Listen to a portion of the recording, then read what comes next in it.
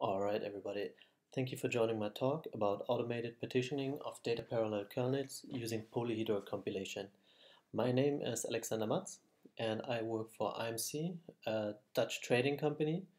But to be fair for everybody involved, this work was done while I was still with the Heidelberg University in Germany. So first, let's start with a quick recap of GPGPU programming. I don't want to go into too much detail, but the main point that I would like to make is that programs are written in such a way that you describe the code for a single thread that has some 2 or 3 dimensional index, and then this code is executed on a very large number of threads called a kernel. On the right hand side of this slide you can see such a kernel. It is organized in a 2D hierarchy which consists of thread blocks, which in turn again contain threads then. So the main question is, why do we want to automate multi-GPU programming? Multi-GPU programming is hard, which kind of makes this tricky, but we also have a couple of things going for us that made us think this is definitely possible. The main thing here is that thread blocks are highly independent. There's almost no communication or almost no reliable communication allowed between thread blocks, and so in theory they should be able to execute completely independent of each other. Also, kernels often exhibit spatial locality, which means that threads that are close together in the thread grid also often access data that is close together in memory, which would then leverage data locality on GPUs. In addition, or the last point, is that the thread grid that I showed in the slide before this provides a simple mechanism to manage parallelism because it allows to just cut. It's a grid, you can subdivide it, cut along axes, and then you get smaller subgrids for this. So we thought, why not automate the scale out to multiple GPUs? The main challenge here, in our opinion, is the data distribution. I want to show this on the example of a matrix multiplication. Here you can see a matrix multiplication that was split over 2 GPUs. On the right hand side of this slide, you can see the output matrix, and you can see that GPU 1 computes the upper half of this matrix and GPU 2 computes the lower half of this matrix. If we now look at the input data, the left-hand side of the left-hand matrix and the right-hand matrix of the multiplication, you can see that the left-hand matrix exactly matches the memory accesses in the left-hand matrix match exactly the shape of the output matrix. Unfortunately, the right-hand matrix is needed in full or is accessed in full by both GPUs. So how do we encode this information when we want to automatically split GPU kernels across multiple GPUs? The answer to this is polyhedral analysis. Polyhedral analysis is a mathematical model for applications that is fairly popular in loop optimizations. And in this model, everything is represented as sets and maps of multidimensional integer tuples. Sets are described via linear constraints, and maps or functions are then affine functions on these sets.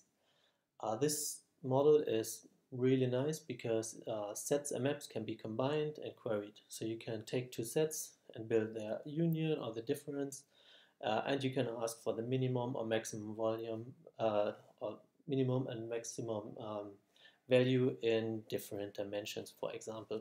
Many more operations are possible.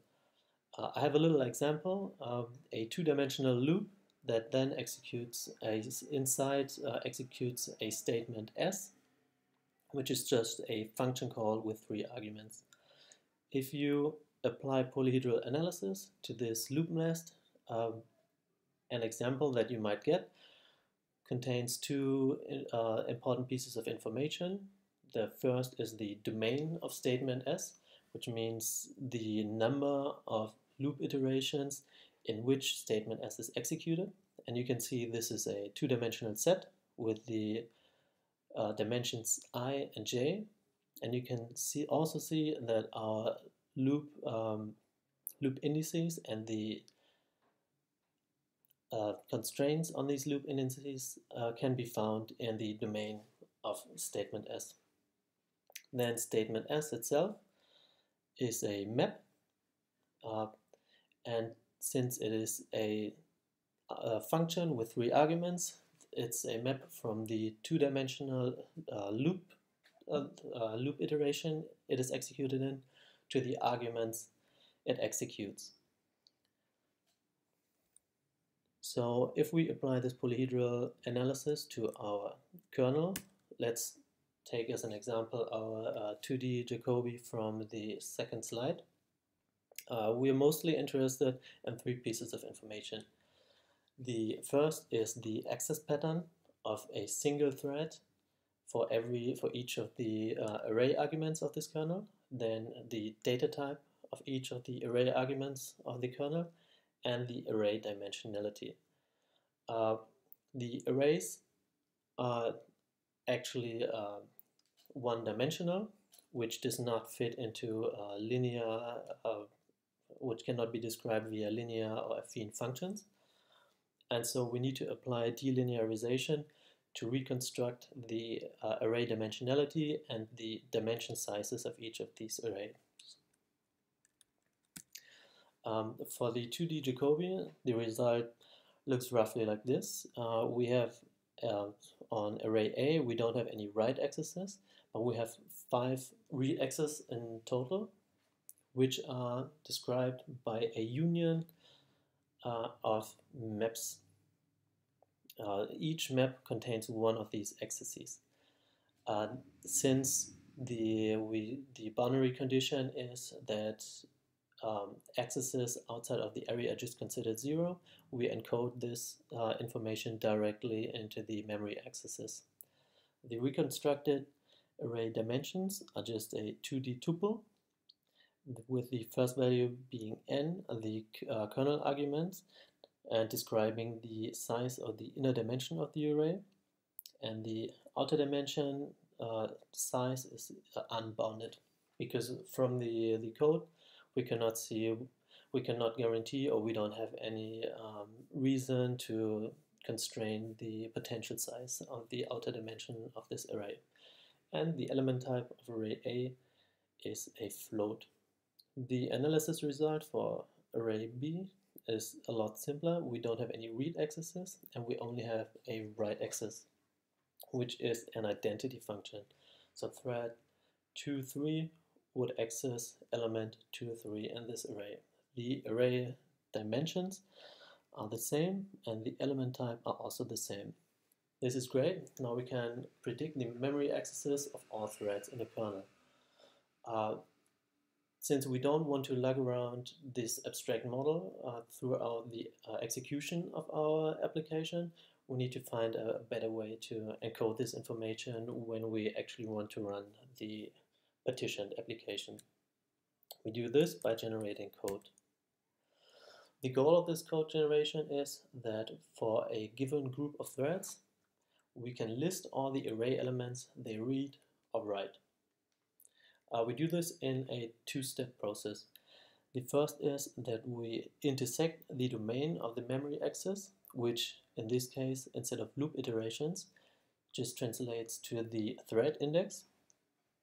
We limit this domain to all threads satisfying our condition, which in this case is just a minimum and maximum value for each thread. So it describes a rectangle of threads. Once we apply this, the image of the map now contains all the memory accesses of the threads satisfying these conditions. After this, we generate efficient code that lists these elements based on the intersected domain and the memory access map that we get. For the 2D Jacobi that we're using as the example, we have 2-dimensional array access. axes, and we get a two-level result. In this slide, we're looking at the example of the read axis. The first, or the outer level of the result, is a function that lists all rows in the array that we're accessing. You can see this function has three different parts. The first is the potential first row, which is a halo. We only have this row as an axis if the threads we're looking at are not up to the are not at the upper bound of our thread grid. Then we have the main body of the function, which contains all the rows in between, and the third line in this function gives us the index of the last row but only if the our rectangle of threads we're looking at do not go up to the bottom of the thread grid that we're looking at. So now that we have a list of all rows in our memory accesses, we have two more functions which compute the first and the last element in each of these rows. With this, we have a function first and last to which we pass the row and the rectangle of our threads. And with this, we can list all the rows and the first and the last element in each row. And in our case, we just over approximate memory accesses as all elements in each row between the first and the last element. Thankfully, most of this work is already implemented in polyhedral compilation libraries, so we were able to fall back on that. We also have to modify host code. We can see, so usually applications call a kernel, which is just, so they copy memory to the GPU, they call a kernel, they copy memory back, and the program is done.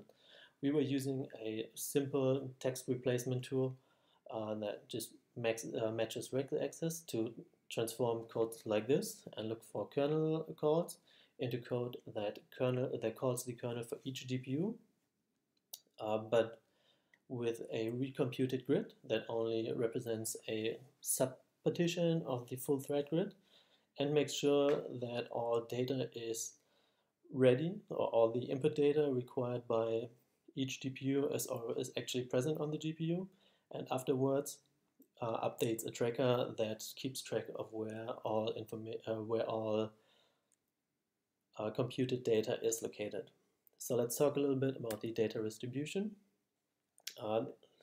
If we look at the output matrix that we have computed, so we're now in iteration 5, and we look at the data distribution of the output array that we have computed in iteration 4, the iteration before this. We can see that we have this data split between GPU 1 and GPU 2. And so now what we do is we overlay the read pattern of the input matrix over the output matrix that we have.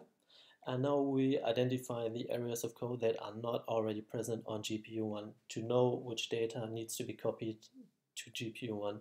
And we can see that it's the small area, the small halo area on the right hand side that is located on GPU 2 and that now needs to be transferred to GPU 1.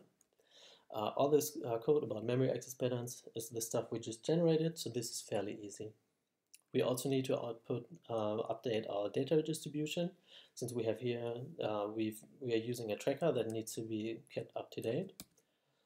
And this works in a similar way. So we start off with an uninitialized tracker that just says, okay, all the data is uninitialized, or if there was a mem copy before, then it is set to this, then it's set to be located on the host.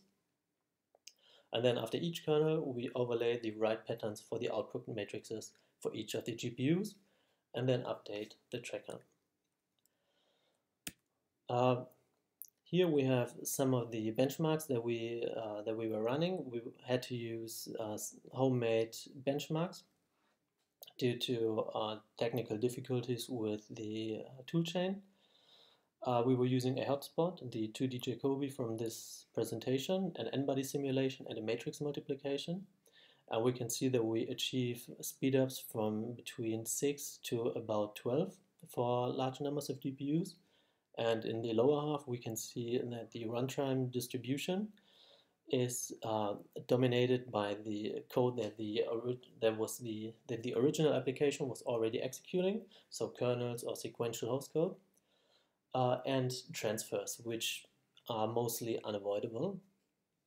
And we can see that patterns, which refers to the analysis of data dependencies, which we identify using the generated code, only make up for a very small portion of this runtime. Our insights from this are that when polyhedral compilation works, it works pretty well. It provides a powerful and accurate model of the application, but we see that it has limitations for irregular kernels or kernels with irregular memory accesses. We also see that scaling out to multiple GPUs is performant for simple kernels, but on the other hand, the reason for this is that GPU applications often are already optimized for locality, and so the number of data transfers that we have to do are often fairly low. One of the drawbacks that we observed during this work is that real-life GPU kernels are very complex. As you saw, we had to use our own kernels, which makes this automatic translation somewhat limited. And a robust implementation of this approach is a serious engineering effort. This is it from my side. I want to thank you for your patience or for listening, and wish you a nice evening.